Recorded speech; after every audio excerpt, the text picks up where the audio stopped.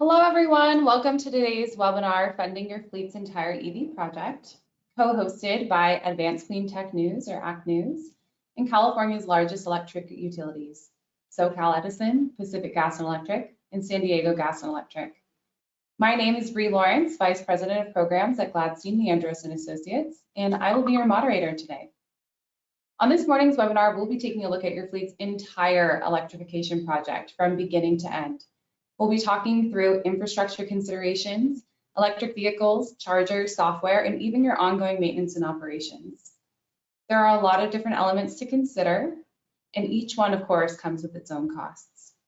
However, good news is there are a lot of funding programs there to help to reduce the cost of almost every aspect of your project, not just the vehicle. And that's what we're going to talk about today. We have a great lineup of speakers, and each one will be walking through a different aspect of your fleet EV project, highlighting which programs you can leverage and just how much you can expect to save. We'll hear from each of today's co-sponsoring utilities, starting with Dean Kunish from PG&E, who will be talking about the savings available through PG&E's EV fleet program. Liana Rios from San Diego Gas and Electric, or SDG&E, who will share details about the Power Your Drive for Fleets program and the additional rebates and fleet-friendly charging plans that you can use to help save you even more. And Jason Groves from SoCal Edison, or SCE, who will discuss Charge Ready Transport program and the hands-on support and resources that SCE offers to fleet customers. As always, we will end the webinar with plenty of time for Q&A. I will be moderating that session, and we'll try to get through as many questions as we can. So just a few housekeeping things before we get started. As I mentioned, there will be time for Q&A at the end, so please submit your questions by using the Q&A box located in the upper right-hand corner of your screen. Please direct your questions to the organizer. And at the end of the webinar, before closing out, we kindly ask that you complete our quick survey. Please use this as an opportunity to let us know what topics you would like to see in future webinars. A recording of the webinar will be sent out next week, and the recording will also be available on the ACT News website. Look out for that in the email address you use to register. And should you have any technical issues, please email G&A Marketing using the email address you see on your screen. We will drop that in the chat and quickly assist with any issues that you have. Okay, so we are going to go ahead and get started. So when you're beginning to think about transitioning to an electric fleet, it can be helpful to just take a step back. The first element that often comes to mind is, of course, the vehicle and the charger. But there are many elements beyond the vehicle and the charger to consider in order to make your project a success. And each of these elements can be very costly if you don't take advantage of available funding. So with several programs available, where do you even start? Well, we're going to start with infrastructure. This topic has been getting a lot of attention lately as fleets are realizing just how critical it is to consider it well ahead of when they plan on getting their vehicle. I'm going to be reviewing a few programs that are available today to cover infrastructure costs, and then I'm going to hand it over to Dean, and he's going to go into the details of PG&E's EV fleet program. All right, so you can see here a few examples of programs and what those programs can support. So to be very clear, if you are going to be using a make-ready program from one of these utilities, they'll be covering these items. And you can't, if you're already getting funding for these items, also get the funding from these other programs, double down in that way. But if you are not getting your these items fully covered by the utility, if you use the option where you're doing it on your own and you're still going to have some cost share, then that creates the opportunity for you to pursue additional funding to make yourself whole. So a few programs that I'm going to call out. One is the Energize Jumpstart program. So you may be familiar with Fast Track and the public lane. This is specifically Jumpstart. And if you're going after that lane because you're in a disadvantaged community or you're a public school district or a transit agency, you are eligible for what they consider soft costs, which includes labor design, but then also utility work that is needed at your project site. Further, the Carl Moyer program is throughout the entire state of California, as is Energize. And if you are pursuing the Carl Moyer program, you are also eligible to request up to 50% of, like I said, soft costs, the permitting, design, and engineering. The timing of your program is definitely going to vary depending on if you're in the San Diego area, the LA area, or the Bay Area. And so make sure you're aware of what the timing looks like for your program. And then last but not least, there is the Best Fit program, which actually isn't a program that we've seen since 2020, but it is a great program that allows you to also request utility upgrades if needed. We are expecting to see that program sometime in 2023. All right, so Dean, with that quick introduction, can you take us through what PG&E has to offer? Absolutely. Thank you, Bree. So I'd like to kick it off with a question and have you guys put your answer in the chat. So they say that electric vehicle is much like an Apple cell phone with a great big battery on it. So if you step on the gas pedal and the brake at the same time, will it take a picture? Put your answer in the chat. All right, so let's kick it off with the EV fleet program. This program has been around for several years already. It's slated to end in 2024, which means we'll stop taking applications about June, July of 2024, okay? Should it get an extension of a couple more years, then we'll keep going. So hurry up, get your applications in now. We don't know if we're gonna get an extension. We have plenty of money, so we hope that we do, all right? So next slide. So what qualifies for the program? This program is for your fleet, medium, heavy duty, and off-road vehicles, okay? So for an on-road vehicle, the smallest you can go is medium duty. It needs to be above 6,000 pounds gross vehicle weight rating, okay? Gross vehicle weight is the weight of the vehicle itself, and then how much it can hold on its own chassis. You put those two together, you got gross vehicle weight rating, okay? It's on the door sill. You open up the door of the vehicle, it'll tell you, all right, how much it can handle. So on-road vehicles, medium, heavy duty. So don't send us any Toyota Priuses or Chevy Bolts, okay? Those are passenger cars. They don't qualify for this program or the other utility programs. And then for off-road, we can do almost anything. We issued a press release just a couple of weeks ago about ships in our program, ships that are going to be going from Angel Island, okay? Locomotives, construction equipment, lots and lots of equipment. There's no golf carts though, okay? Golf cart is recreational. Don't send me any golf carts, okay? So on-road vehicles, medium, heavy duty, lots of opportunities for off-road equipment. Next. All right, so let's talk infrastructure. We break it up into 3 parts, okay? The first part in green are the things that PG&E owns. They're called utility assets, PTM, all right, to the meter. In this program here, you get free utility upgrades. Maybe we make the transformer bigger, right? Or we bring in a whole new electric service just for your EV charging. In either case, it's absolutely free, you know? It's like TurboTax, free, free, free, all right? The second area in blue is called behind the meter, BTM. This is the switchgear, the panel, with the conduit and the wires and the trenching going up to the chargers. You're going to put this in. Think about the electrical panel on the side of your home.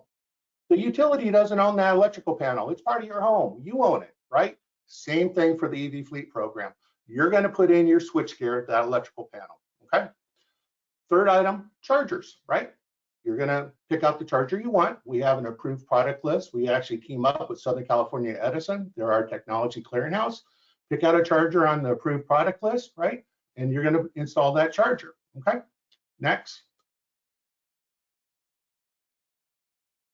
All right, let's talk money.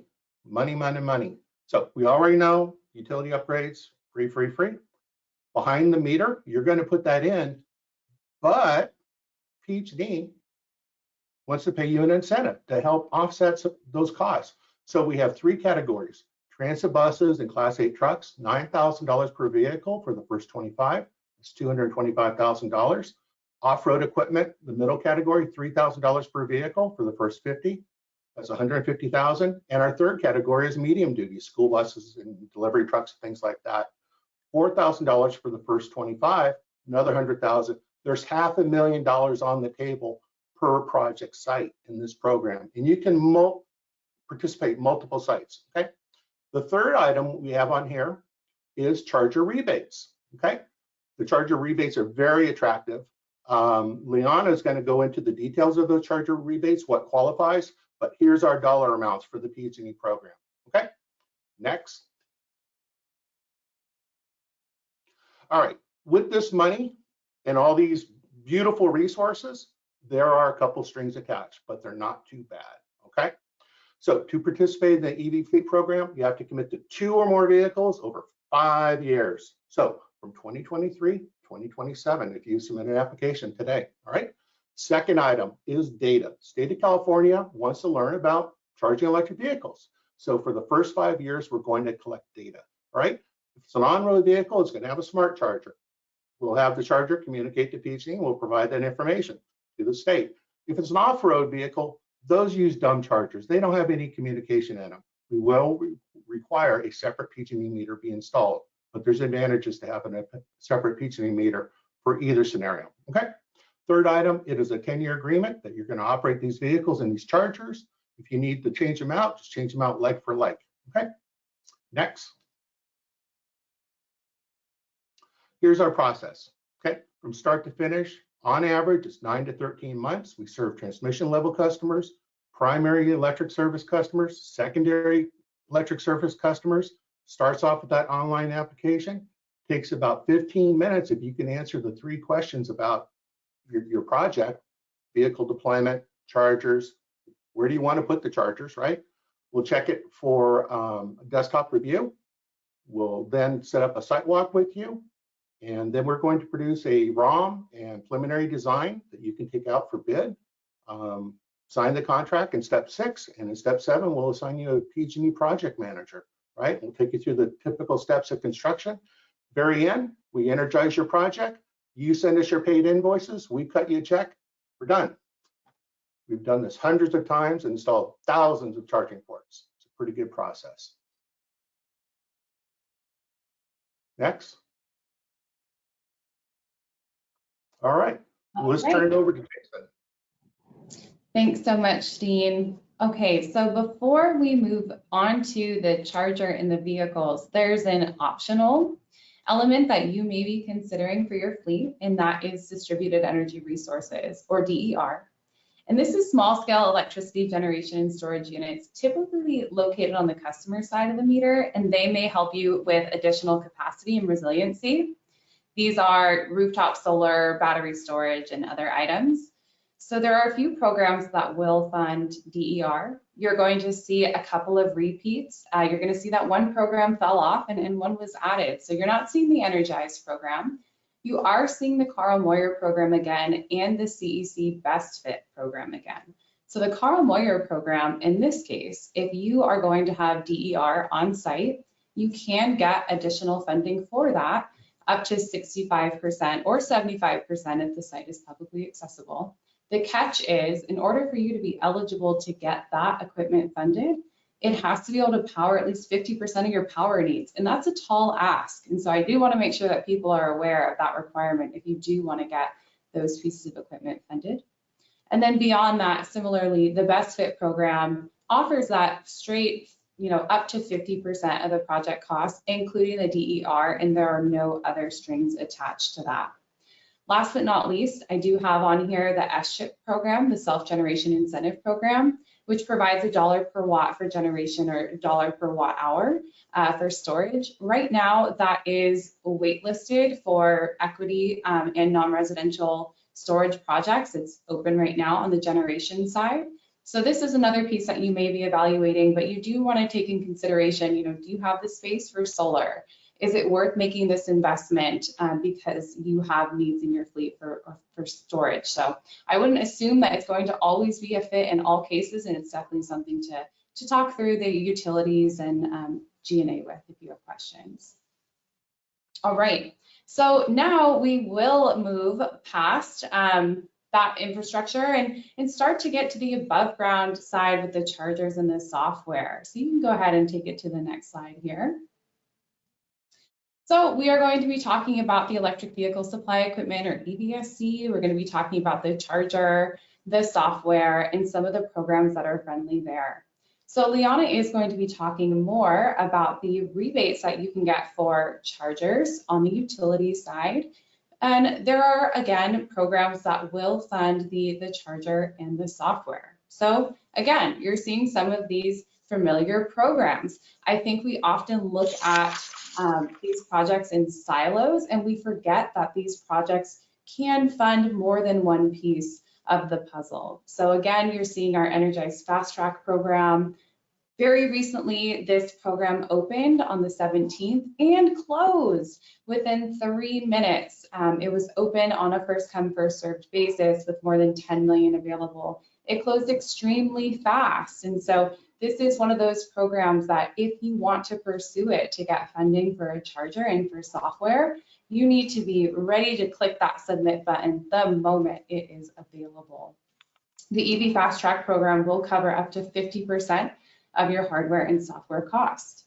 Okay, Carl Moyer, Best Fit, they'll fund these items too. So the Carl Moyer program will fund up to 50% of your project costs. That could go up. So if we have any public school districts that are joining us today, you can get your full project cost covered. Again, the Best Fit program will cover, like I said, the utility work, the DER, the charger, the software, you name it. The only catch with that program is we haven't seen it since 2020. So when it returns this year, we know it's going to be super popular. And the amount of funding that that program typically offers isn't as high as the Carl Moyer programs. To put that into perspective, the Carl Moyer programs from San Diego, South Coast, Bay Area have well over $30 million. This Best Fit program for the entire state last time had 7.5 million. So it sounds like such a sweet deal, and you want to make sure that you are putting forth the best project you can if you are interested in going after that program. Two other points here is that there are some local offerings that are also friendly towards chargers and software. So if you are in the Bay Area, you should also check out the Transportation for Clean Air program. And then if you are in the Southern California area, the Last Mile Freight program is also friendly towards these project types. Okay, so with that, Liana, I'm going to turn it over to you. And can you walk us through at the utility level how you help offset the cost of chargers, and then also what you offer in terms of special rates and pricing? Absolutely, I'm happy to. Can everybody hear me okay? Awesome, okay, thank you. And on my side, it looks like my screen is frozen, but I don't know if you can see real live me or frozen me. Just a quick check on that, but doesn't matter. You can hear me, right? All right. It's frozen you, but it's good frozen you. You got lucky. Okay, whew. All right, I have a smirk on my face, but whatever. All right, well, thank you, Bree, really appreciate it. Hello, everyone. Thank you for joining us this morning. So I wanted to just spend a little bit of time talking about SDG&E's Power Your Drive for Fleets program, in particular, the charger rebates. And Dean, I think you did a great job of kind of teasing that there are charger rebates available through our programs, regardless of what utility you're domiciled at. So the good news is school buses, transit buses, and sites that are located in areas of opportunity are eligible for EVSE rebates of up to 50% of the cost. So if you look at the chart here, obviously those are some maximum rebate amounts that you could be eligible for based on the power level. Okay, so the beauty of the information that we're presenting to you today is while the utility infrastructure programs may cover up to 50% of the cost of the charger, the other programs that Bree highlighted in the slides prior can help bridge that gap and cover your entire EV fleet project. So if you are not a school bus, transit bus, and your site is not located in an area of opportunity, those other programs that Bree highlighted can make you whole. Okay, and I just wanted to highlight those areas of opportunity happen to be those areas within the state of California that are most burdened by poor air quality. So obviously those are the areas that need cleaner air first. And then what I'd like to move over to is some of the benefits of the special pricing plan that we have And we call it the EVHP pricing plan, or electric vehicle high power pricing plan. And this pricing plan is very unique to SDG&E. However, Southern California Edison and PG&E both have similar offerings that are very beneficial and lucrative to transitioning your fleet to. And the wonderful thing about this pricing plan is that it eliminates demand charges in the early years. It provides lower fixed pricing, which we know is really important to fleet operators. And then there's a simpler billing process also through a monthly subscription plan. I liken that to like a cell phone plan. You know, you order the amount of, minutes that you need for yourself and your family. This is the same thing. You basically provide us with an estimate of how much energy you think you're going to need on a given monthly basis.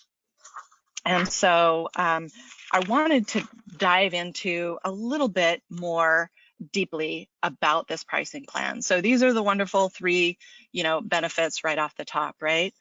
But a little bit about the EVHP pricing plan is that this is a transmission and distribution rate that benefits EV charging customers for charging loads greater than 20 kW, okay?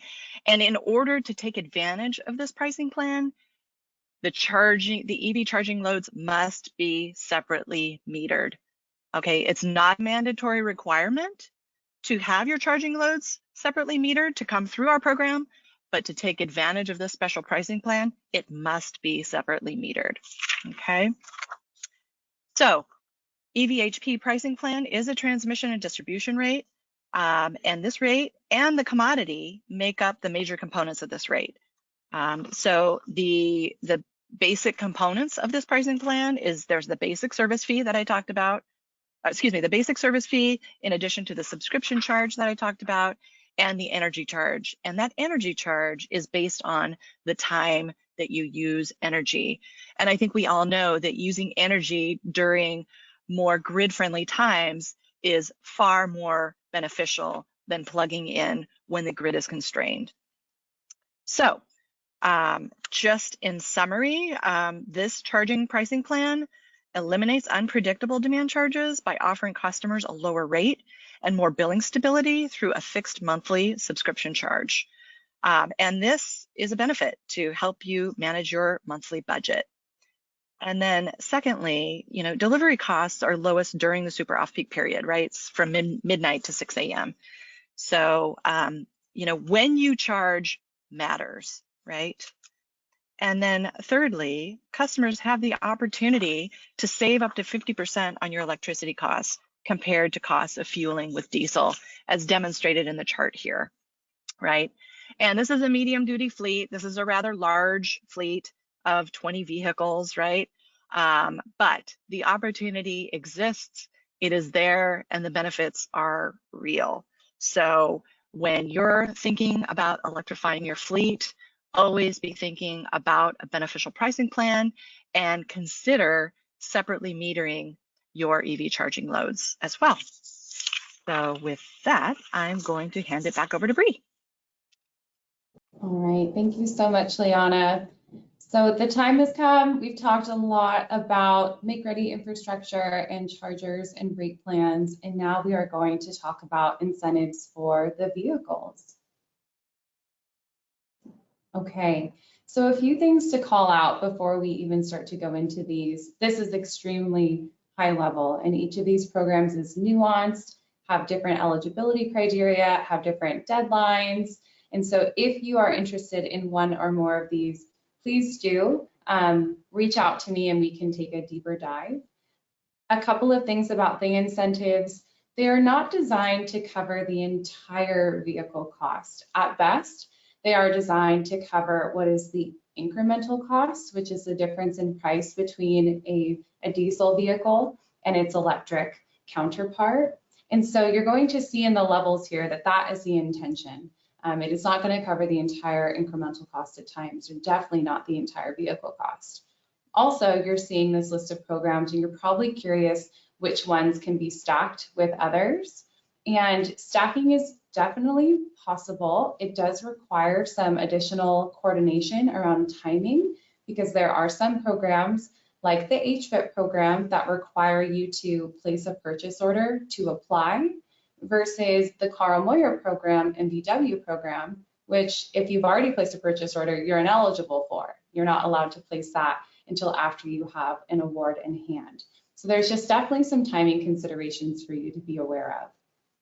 All of the on-road and off-road vehicles showing on this slide are applicable to one or more programs in this list. So just to bring them up quickly, the Carl Moyer program, we've talked a lot about how it's friendly towards infrastructure projects, and it's also friendly towards vehicle projects. And you can apply to the same program with a infrastructure application and a vehicle application. And also with the Carl Moyer program, it's showing up here up to $410,000 per heavy duty vehicle. That is going to depend on the amount of mileage that you accrue each year and also the age of your turn-in vehicle. So make sure that before you scribble in $410,000 per vehicle, that you understand that there are some items that have to be met on the mileage side in particular in order for you to be able to get that level. The VW program is still out there. The program that's existing now for zero emission vehicles is for Class 8 only. It is a flat $200,000 per vehicle. It doesn't have that range that you see. Right now, that program has about $3 million left, but we know that there is another tranche of funding that should be following behind that, but it's first come, first served. So if you have a Class 8 vehicle and you have a vehicle you can turn in, I do encourage that you take a look at the VW program. We mentioned the Southern California Association of Governments Last Mile Freight program earlier in the presentation. Similarly, this program is friendly towards vehicles and infrastructure, and you can apply for both in one application, unlike Carl Moyer, where you'd have to submit a separate truck application and a separate infrastructure application. So do be on the lookout if you are in Southern California for the next iteration of that program. And by last mile, you may think, I don't do delivery vans, but it's not just delivery vans. So last mile means that it's going to its final destination. The guidelines are not available for this round, so that may change, but historically it's been friendly towards a Class 8 truck that is taking a delivery to a Walmart or a Lowe's rather than someone's home. The HVIP program is extremely popular. It's not going anywhere. It has some changes this year that are very friendly towards smaller fleets. So the HVIP program right now offers at a base level up to $120,000 per vehicle.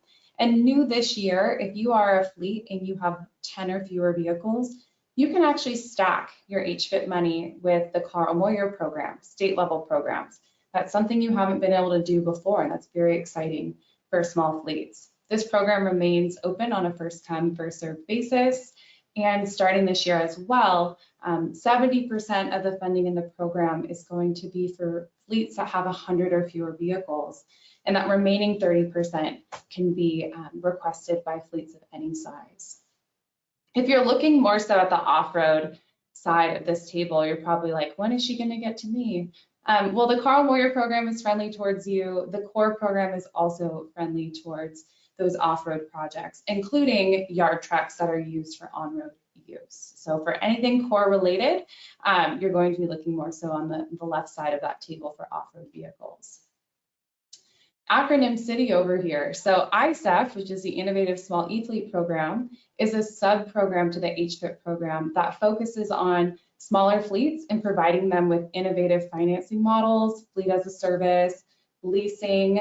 That is a program that was piloted last year, was very popular. It will return later this year. And what it does is it doubles the HVIP amount that you could get. So if you were eligible for $120,000 for a Class 8 truck, that ISEF program is going to double that to $240,000 for a Class 8 truck. And last but not least, for any on-road, medium, or heavy-duty vehicle, there is the tax credit that was part of the Inflation Reduction Act, which is a straight $40,000 per vehicle, no catch, no strings attached, just to help drive down that cost further. So that tax credit can be combined with any of the other programs that are showing in this list. So that is your vehicle rundown in a nutshell. And if you would like to take a closer look at these and see how you might be able to combine them, please do reach out to me following this webinar. Okay, all right. So we've talked about infrastructure and vehicles, but it does not end there. So now we are going to be talking about ongoing costs that you need to be aware of. So there are costs with fuel, maintenance, and training to consider. But unlike a traditional fleet that runs on diesel or gas, there are programs that are available to help with these ongoing costs. So I am going to be turning it over to Aaron Dyer. He is SoCal Edison's Senior Program Project Manager, and he is going to be talking to us about one program in particular. That is the Low Carbon Fuel Standard Program, or LCFS program. So Aaron, can you tell us about LCFS and how it helps fleets? Certainly. Can you hear me okay? First of all, sound check. So Sure can. Great. Certainly. So California's Low Carbon Fuel Standard Program is a program that was started by the California Resources Board, CAR, back in 2009. It's really a way of decarbonizing the entire transportation sector. And so specifically in the context of electric vehicles, if you are a fleet owner operator and you own your own charging stations, so in your yard, that sort of thing, you can participate in Low Carbon Fuel Standard by reporting to the Air Resources Board how many kilowatt hours you use in the service of driving and charging your vehicles. And for using those kilowatt hours, you're effectively becoming a supplier of clean electricity fuel, which allows you to participate in the program for certain classes of vehicles. Most notably things, like we've been talking here, on-road vehicles, forklifts still qualify at the moment. And there's a couple additional things, TRUs and some specific types of yard trucks that also are eligible for this program. And essentially what this does is that you have access to a low carbon fuel standard credit, which is effectively a 1 credit equals 1 metric ton of carbon dioxide equivalent that you've offset by using an electric vehicle. And you can sell that to deficit generators in a marketplace that is established and managed by the Air Resources Board. And right now, those credits are running at about, I think they just last price was about $70 a credit. They've been as high as $212 a credit a couple years ago. They've been as low as below that, maybe in the $50 range, a couple years before that. So there's a little variability in that. We're kind of in a low trough right now, but the Air Resources Board is currently entering into a rulemaking to kind of reinvigorate the regulation, add some new stringency requirements, and look at kind of reformulating some things. So in the next couple of years, they've certainly signaled that they want this program to be around for the next 10, 15 years or so or longer, and they're looking to make changes to the regulation to make it stronger, to kind of keep California's ability to aggressively pursue low carbon transportation viable. So if you were able to, if you want to participate in this, you can either sell credits directly, or you can use a third-party service. There's a number of them out there that will kind of aggregate and sell your credits and other credits from other small entities for a nominal fee. Then you can get money from basically using your EVs. For example, if you were driving a big Class 7, Class 8 truck right now at current LCFS prices, basically you're getting 10 cents for every kilowatt hour that you use. So that's kind of, you think about commercial rates we were talking about before, that's a good way to offset some of your fueling costs, either directly or as Brianna was mentioning, in this segment here, you can use that money not just to offset your fueling costs, but to pay for some of the additional costs that may come with electrification in the near term. So just figuring out new maintenance plans, paying for some of your EV charging stations, or just simply, retraining your drivers and your operators to use things. So it's pretty versatile. You just have to spend it on transportation, electrification related things, but it's all designed to kind of add an additional revenue stream to offset the cost of electrification and to kind of ease into the transition. There's other ways you're able to participate in this as well, or benefit from this, I should say, is many of the utilities have a number of LCFS funded incentive programs. Most of them have traditionally focused on passenger vehicles and light duty vehicles, but there are a number of opportunities forthcoming from some of the utilities, SC, I think PG&E as well, that are going to be kind of focused at commercial fleets, whether that's through supporting additional financing mechanisms or rebates for trucking. So some of those things are not in market yet, but they are coming. So just be on the lookout for those as additional ways this program will help benefit you. And one thing I would say, because you mentioned things like when are you going to get to off-road or when are you going to get to my type of vehicle, is that there are limitations of the number of vehicles that are able to claim credits today. But because we're getting ready to go into this rulemaking process, which will occur over the next year, now is the opportunity that if you think there's a good part of the vehicle population that is missing, that's going to be really critical in the next 3-4 years to get your trade organizations together and advocate with the Air Resources Board as part of the public process to say, hey, we need to get this type of vehicle included because it needs help in this segment. So that's a high level overview there. It's been a really successful program, we think, over the last decade or so in terms of helping both the utilities and utility customers get some additional revenue to support the adoption of electric vehicles, and it looks to be going to be supported by the state through policy for at least the next decade. Awesome. Thank you so much, Aaron. And now I'm going to flip it over to Jason, Business Development Advisor, SCE, to fill us in on 2 unique elements of their program that offers more hands-on support for fleets that are just getting started. Jason, can you take us through those? Thanks, Brianna. Can you all hear me okay? Great. So good morning, everyone. I'm going to talk a little bit about Edison's Grant Writing Assistance Program and our Grant Package Review Assistance Program. So for Edison customers that are looking to apply for different vehicle grants that are out there, we've hired a third party to write grants on our customers' behalf.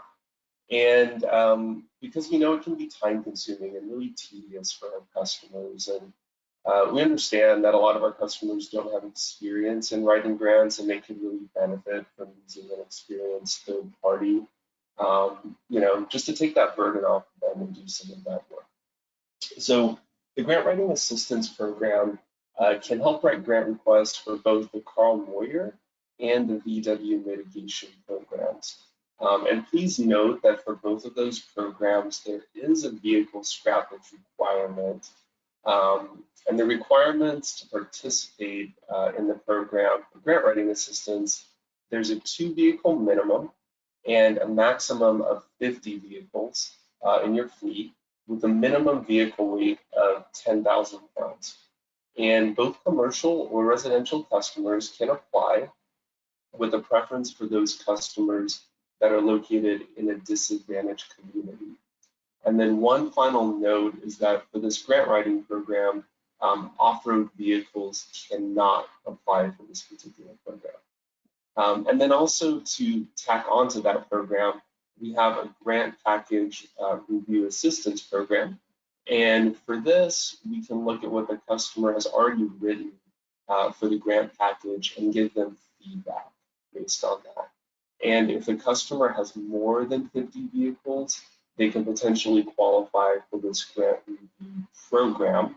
But if you do have more than 50 vehicles, you could not apply for the grant writing program. So an important distinction to make there between the two. And then finally, we have a service that is called EVRS, and that stands for EV Readiness Studies. And this is a high-level report which is intended to help customers at the very early stages of fleet electrification. And I think there's another slide. There you go. And this service does require that the customer have an Edison commercial account. And we'll look at different aspects of electrification, like funding for vehicles and infrastructure, savings on fuel costs when converting to an EV. Obviously, that's savings on like diesel versus electricity.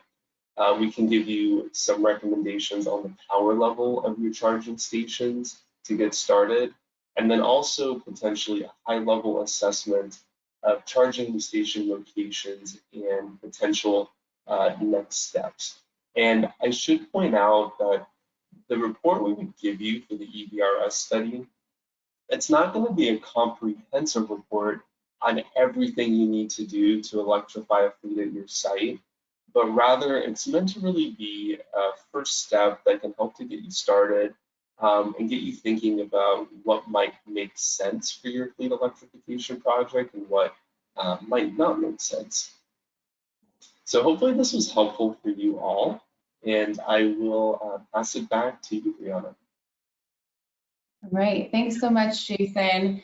So as Liana said, the new cost of fuel is often a big concern, and all of the utilities that are on the webinar today have developed special rates and pricing plans to make fueling more affordable and predictable. And we can talk more about that in the Q&A, which is where we're going to turn now. So we went through a lot of information over the past 40 minutes, and these slides are going to be shared. So please don't fret if you've been trying to take notes and take screenshots, they will be shared with you. So I'm going to start by going into the Q&A. We've been getting a ton of questions. There's no way we're going to make it through all of them. And so I'm going to go ahead and start with some that have come in while folks are talking. And there was a question about the transformer. So I will kick this over to anyone that is willing to speak to this first, but more just about timing. Is there a long wait time for transformers and other upgrades? What does that timing look like? I'm happy to take the question. So there are longer lead times for these electrical upgrades. The longest lead time that we're seeing right now that we're hearing from our customers is switchgear. We're hearing from 50 weeks on up. So the longest lead item is not the transformer. From what we're seeing for our projects that we're actually working on today is the switchgear.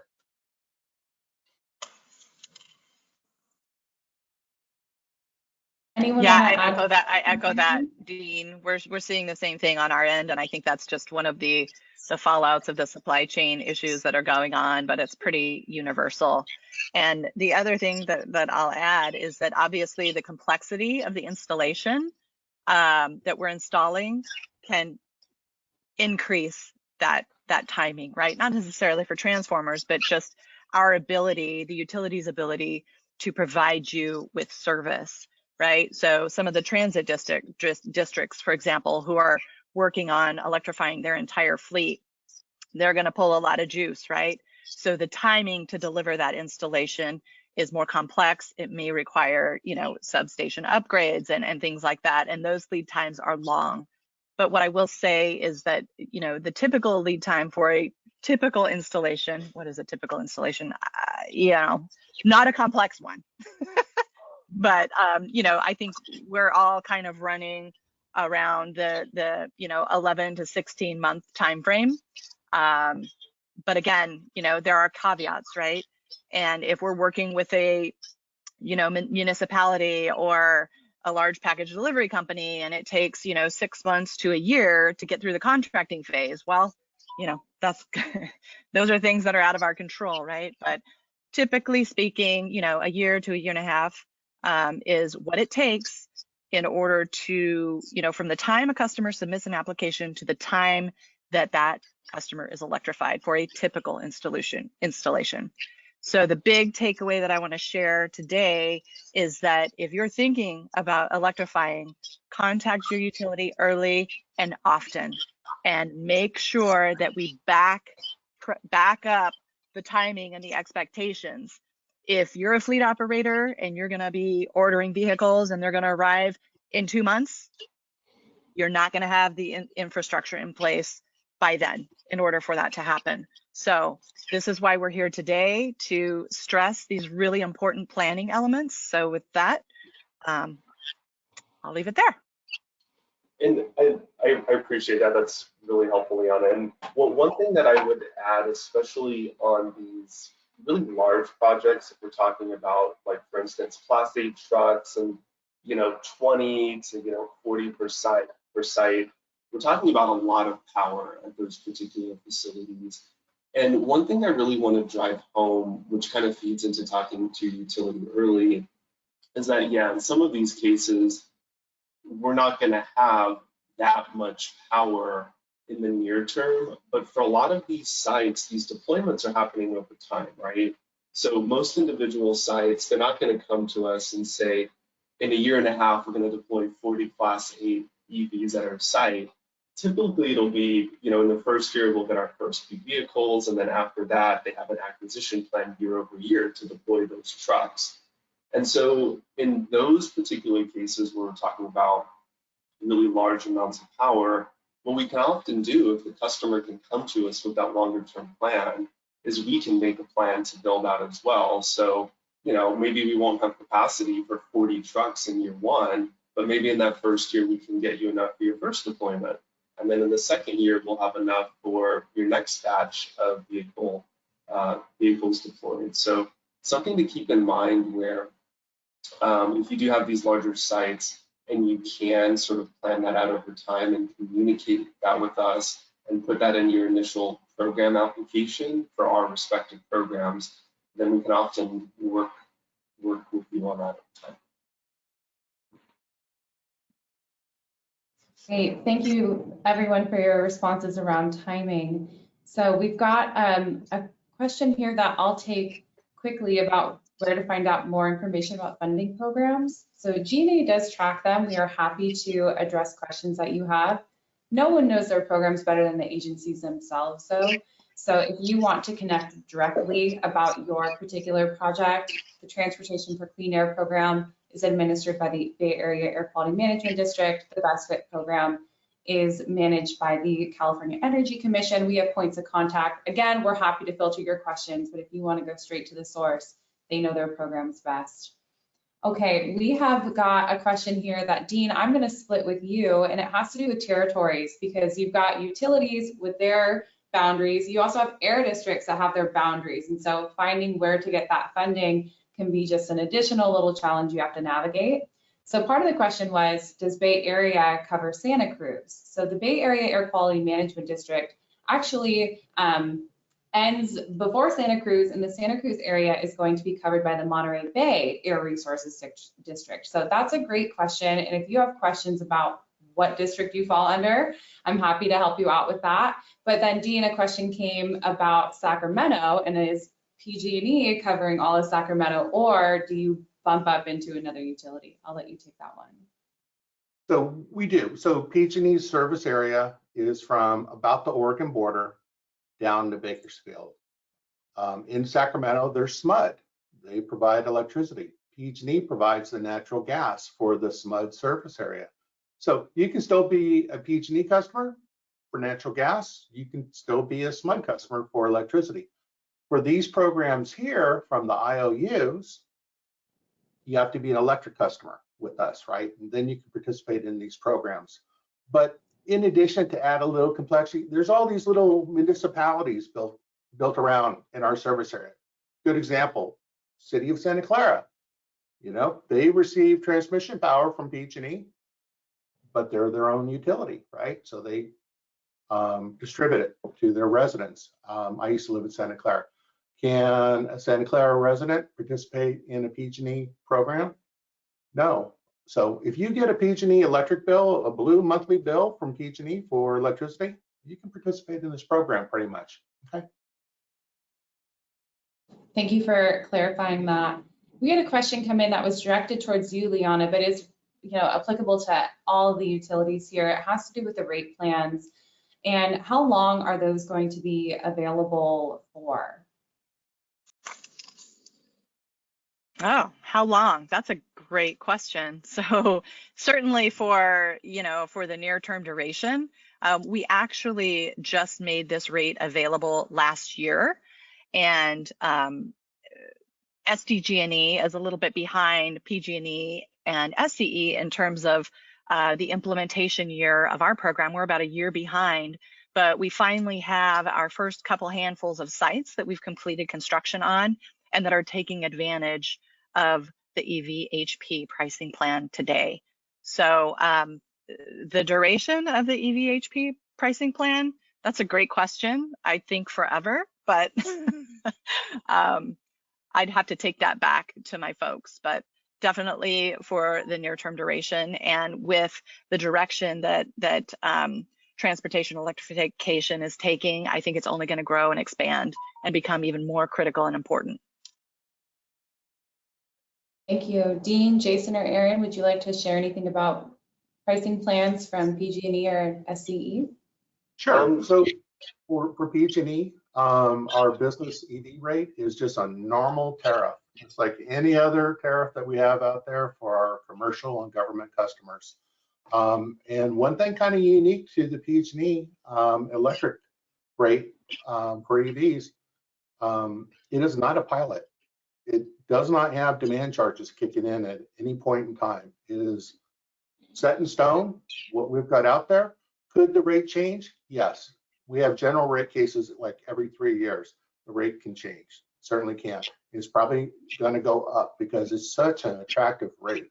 So I advise everyone to jump on it. You're going to save at least 25% compared to any other commercial tariff that we have. Jason, Aaron? Yeah, I mean, I can say we have a similar situation where, we'll put in a separate meter for these projects under a charge-ready transport program. And we have rates, we call them EV 7, 8, and 9. And the specific rate the customers put on is just going to depend on how high the demand is on that particular meter. And we do have what we're calling a demand charge holiday. And that's meant to give customers time to adapt to how and when they're charging the trucks so that they can do it in the most efficient way possible. And those demand charges will come in over time. So they'll start to go up a little bit every year until we hit the market rate for demand charges in 2029. So our customers would see a discount on that up until that point. Great, thank you, Jason. So there are a couple questions that came in that I'm going to take real quick. One has to do with the core program and when it will reopen. There was a working group meeting recently for the core program, and before that working group meeting, we thought we weren't going to see this program return until Q3 or Q4 of this year. Based off of intelligence from that work group meeting, we expect to see it as early as Q2. So anywhere, April, May, June, that time frame. And that will return with around $200 million. And that is the off-road sister program to the HVIP program, which focuses on on-road vehicles. And then I also want to confirm around some language around the term stacking. So when we talk about stacking, it means that you are looking to combine funding from two separate programs for the same piece of equipment or vehicle. So for a charger, you could, for that same charger, get Energize funding and Carl Moyer funding. And if for some reason that wasn't enough and you were eligible for one of the utilities rebates for the charger, you could combine that. That is stacking for the same piece of equipment. Now that is different than when we look at this entire electrification project and you need money for a vehicle and you need money for a charger and you need money for DER. You should definitely go after different funding programs that apply to those. There's no issue with getting money for a charger and money for a vehicle and money for DER. You should definitely be going after all of those relevant funding programs. But when we talk about stacking, it's when you're able to use more than one program for that same piece of equipment or vehicle. Okay, so to flip it back over to the group here, this question was addressed to Jason and everyone can chime in. Thinking about leased properties. So if you have a fleet that is not the owner of their location, are they able to go after the utility programs? Are there special nuances tied to leasing? Yeah, I love this question because it's a really important one to ask. And the short answer is yes. A customer that has a leased property can apply for our infrastructure program, absolutely.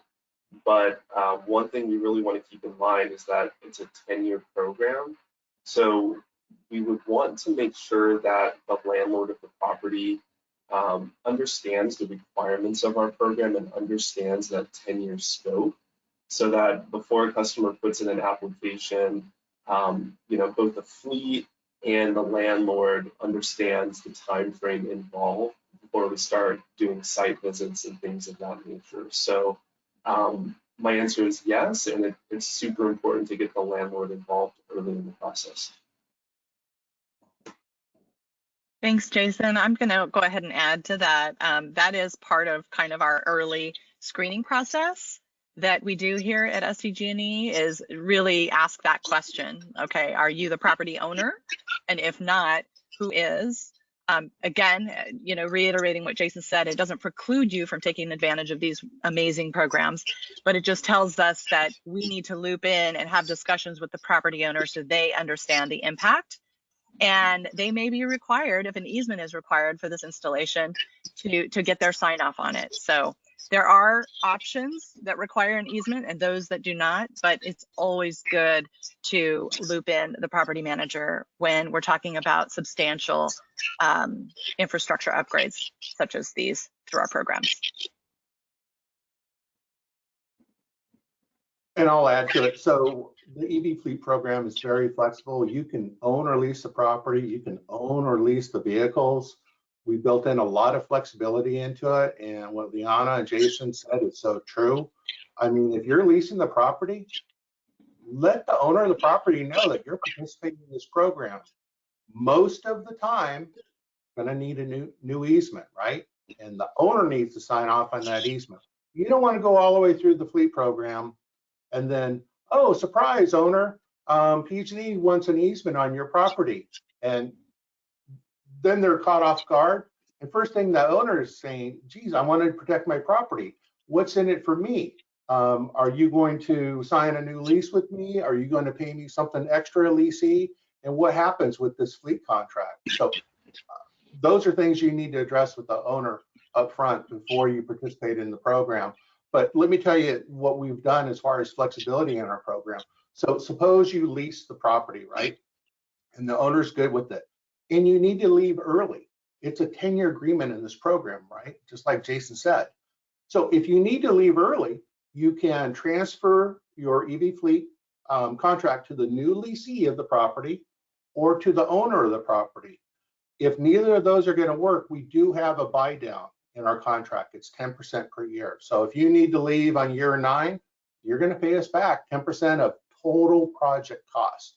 Okay, not just what we pay you in incentives or rebates, total project costs, right? And then we're going to have to disconnect everything because the new leasee and the owner says, I don't want this charging infrastructure, right? So PG&E, we have to come in and disconnect everything and pull out our conductors and things like that. Abandon in place is what we'll do. Okay.